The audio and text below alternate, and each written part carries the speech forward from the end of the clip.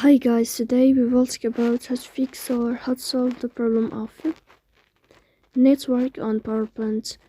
To know how to fix or how to solve the problem of network on PowerPoint, you should just go to settings. In the first, you can go to apps and you will enter to PowerPoint. Then you can click on first stop and you can click OK. After that, you'll enter to the window of storage.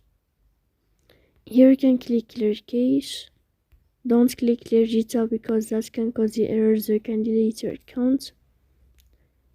In the end, you can turn off your Wi-Fi and you can turn on your Wi-Fi again to fix that problem.